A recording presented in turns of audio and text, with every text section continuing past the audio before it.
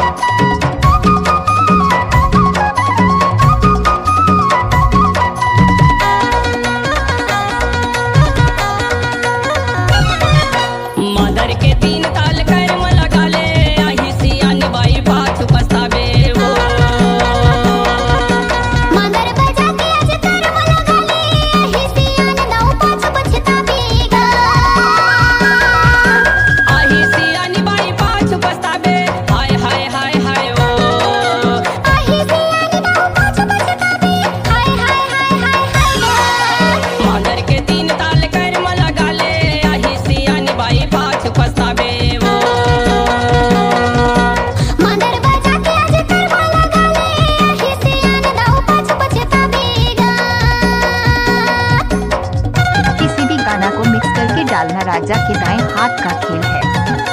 राजा के पुकार मां के आशीर्वाद ग्राम पाटन की शानदार प्रस्तुति।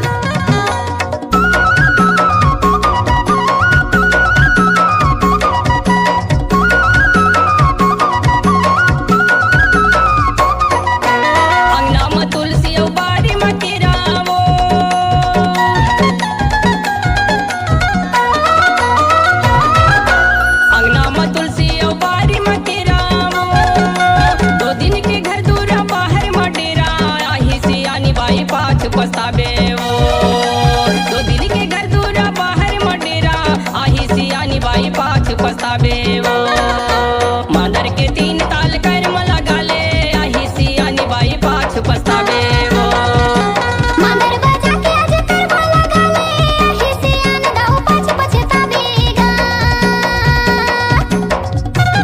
नाम तो सुना ही होगा डीजे राजा कुंभाटोला पाटन वाले। आप सुन रहे हैं डीजे राजा यादव का मिक्स किया हुआ गाना।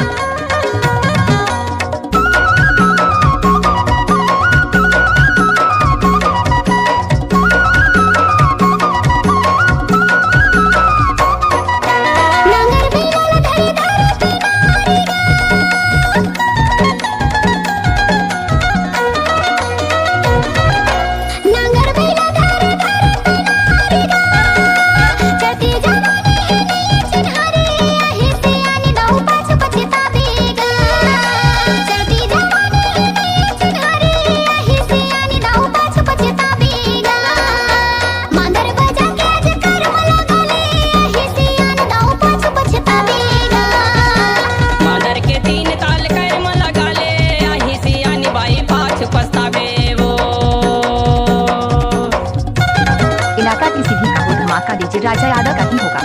न्यूज़ की चीज सॉन्ग लेकर आ रहे हैं डीजे राजा यादव पाटन वाले।